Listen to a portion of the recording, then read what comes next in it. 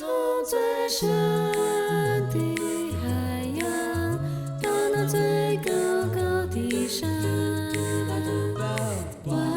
物都告诉我，神是爱。欢迎收听迦南之声。欢迎收听12月23号的迦南之声，我是世谦牧师平安。我们今天要继续来分享加拉太书的第4章，在应许中成为儿女的人。你是因着什么原因成为上帝的儿女？当你开始相信耶稣，成为上帝的儿女，这个过程经历了哪一些信仰越来越成熟？不管是在行为上，在心态上，在思想上，还是在情感上。在今天罗马书12章2节 RPG 祷告的经文，也是我们的金句，说不要被这世界同化，要让上帝改造你们，更新你们的心思意念，好明察什么是他的旨意，知道什么是良善、完全、可蒙悦纳的。在基督徒的信仰当中，我们都会读圣经。我不知道你现在读的同样一个经文，在过去可能你信主1个月、1年、10年，或是20-30年，读到一样的经文，是不是有时候会感受到不一样的收获呢？这是什么原因让我们会在读经的时候有不同的看法，有不同的领受？我想很重要的是因为我们在应许中成为上帝的儿女。成为上帝的儿女其实是一个身份认同，而且也是一个生活的实践。在今天的经文当中，加拉太书的第4章，保罗继续讲到，他说继承人，这好像是一个比喻，说继承人虽然是所有产业的主人，但是当他年幼的时候，还没有成年的时候，其实他跟奴仆没什么分别。什么意思啊？在讲说他跟这些奴仆被规定他要做什么事情，他要被照顾，他好像有一个很清楚的框架，要他做什么不能做什么是清楚的。所以还没有成年的时候，好像被这个律法，其实保罗就是在讲为什么需要有律法，因为律法好像监护人。然而时机到了，那个时机在加拉太书讲的就是当上帝差派他的儿子来到世上，救赎了在律法下的人之后，他为我们钉上十字架死、复活、升天。我们已经经历了这救恩的完全，所以我们不再被监护，我们是要领受上帝儿女的名分。也就是耶稣他来到世上，他其实最重要的目的是要让人跟上帝和好，让人就像耶稣一样领受儿女的名分。所以引言说，因为我们是他的儿女，上帝就差遣他儿子的灵进入我们的心，呼叫阿爸，我的父亲。在当时谁敢这样叫上帝啊？上帝在犹太人的传统当中，他们连那个他是雅卫都不敢读出来，只好念阿多奈，然后这个子音加母音之后，在旧约我们翻译过来叫耶和华，是因为他们读这个字他们不敢发出。你看如果他们连叫上帝的名字都不敢叫，阿爸，我的父亲，这么亲密的称呼，这怎么敢叫得出来呢？然而耶稣他来到世上，他不是要我们只是敬畏这位上帝，而是要我们跟他的关系亲密到一个程度，好像很亲近，这个情感很深厚，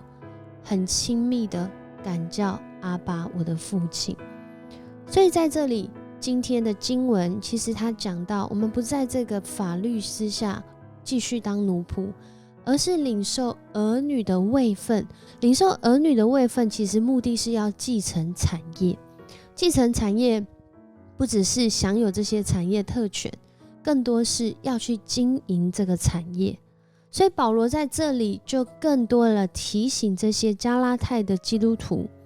过去不认识，所以我们在过去我们可能会敬拜不同的神明，为的是要找到那真正能够满足我们心里面那个缺角，就是那个只有上帝能够满足的。而今天我们认识了，我们就不在那个过去这里说星宿之灵的支配，不在过去那些偶像的崇拜，也不在过去那些传统，其实它更指向说，也不在过去摩西的律法，而是我们进入到一个新的约，它语重心长的要现在每一个基督徒不是在活在过去的传统，而是要去明白耶稣来，他已经成全了救恩。最重要的是，我们要相信耶稣，他是我们的救主。我们领受这个福音，不只是要让我们从之前的法律之下来进入到这个恩典之中，更多的是我们要活出恩典的位分，活出那个恩典所带来真实的自由。而后在今天的经文有一个好像有点难理解的例子，但是保罗在讲的时候，他其实是就当时不管是当时的犹太人或者这些基督徒，他们明白过去在旧约里面这个应许的例子，就是夏甲跟撒拉的例子。在他们的认知当中，夏甲就是那个因着对上帝的应许有怀疑不确定，所以透过人的方式生一个孩子。而撒拉她要生的那个后来我们知道的以撒，就是上帝所应许的孩子。他用这样的比喻，用这样子的方式在提醒说，好像如果我们从当时的旧约来去理解的话，他们应该是要举撒拉才是那个应许之子那个传统下来的例子，然后他刻意的调过来，是要讲当时的夏甲就是以人的方式，好像从人的方式，好像真的能够生出看得见的人。然而我们信福音不是只是在我们看得见的，更多是在那个信心当中领受应许，它发生应验在我们生命中。所以他还引用了这个以赛亚书的54章1节，他引用在这里的使用，他说，那不能怀孕没有生产过的女子啊，你要欢乐；那没有经历过生产痛苦的女子啊，你要高声欢呼，因为被冷落的女人比那跟丈夫一起生活的会有更多儿女。这里在说，他引用这个经文用在这里是要告诉他们说，看来我们是从应许而得到福音跟生命的人，那我们要欢乐啊！即使在现在看似是不能怀孕没有生产过撒拉就是这样但是你会有更多的儿女。为什么？因为你是领受应许的，领受应许的儿女跟那个靠着自己的方法想要生出儿女，只有那领受应许的才能真正成为上帝的儿女。而领受这样的应许成为上帝儿女的人是自由的，因为我们是在应许当中被生出来的。在今天的经文当中，其实给我们很多的提醒。我记得以前在这个学做菜的时候当时有听过一个故事。他说一个妈妈就教她的女儿说如果你要蒸鱼的话，你要记得把这个鱼头跟鱼尾都切掉，然后呢放在这个电锅里面去蒸或者是锅子里面去蒸。然后女儿就照着做，等到她长大之后，她也成为了别人的妈妈，然后她也是切掉鱼头跟鱼尾，然后把它放在锅子里面去蒸。她孩子就问她说妈妈，为什么你要把鱼头跟鱼尾都切掉然后一起蒸？然后这妈妈突然被问一下，她突然有点懵了，她就说因为你外婆也是这样做的所以我也是这样做的然后这个女儿就突破盲点说，可是这锅子很大，好像不用切头切尾也放得进去了。然后这妈妈就回去问她的妈妈，她说对啊，因为以前嘿地那个锅子比较小啦，所以那鱼有龟尾，如果你直接放的话，鱼头鱼尾不会熟啦，所以要把它切，然后放进去。这个成为妈妈的女儿才想到说，哦，真的耶，我遵循着过去的做法这样做，可是情况不太一样，环境不太一样了，而我们的生命好像也在这当中被提醒。其实我们看见救恩的历史是一个过程，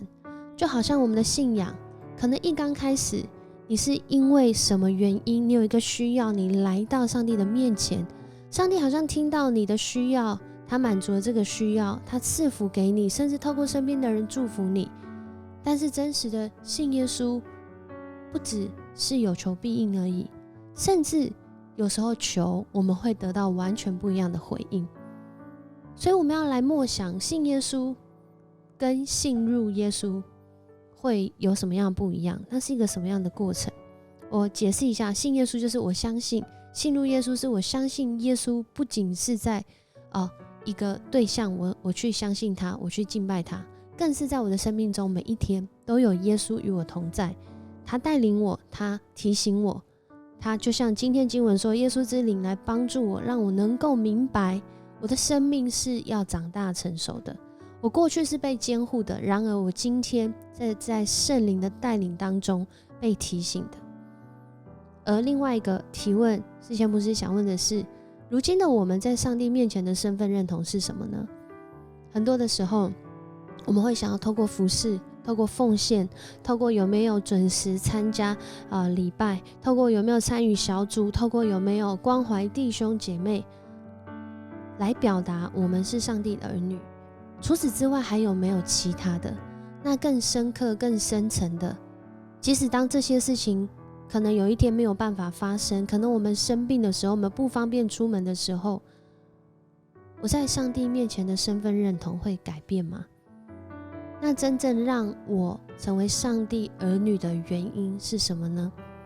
求主帮助我们一起来思想他的心意。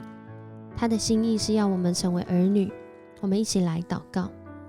主耶稣，我们向你献上感谢。主，你透过保罗的话对我们说，弟兄姐妹们，正如以撒一样，你们是由于上帝的应许而成为他的儿女的。主，我们成为你的儿女是因着你的应许。主啊，你也在这过程中透过我们的环境更新我们的心意。主啊，帮助我们常常去查验我们是否带着奴仆的心，但是其实我们是儿女的身份。求主帮助我们来更新我们的思想意念，使我们领受成为你儿女的自由。而那个自由是，主，你常常对我们说话，你常常引领我们的脚步，你带领我们在每一个祷告、寻求、行动当中，我们真实活出上帝儿女的身份认同。谢谢你与我们同在，这样祷告奉主耶稣的名求，阿们。很高兴跟你一起分享迦南之声，愿我们的上帝赐福你，让你深刻的相信，也经历你是他的儿女。我是世谦牧师，我们明天见。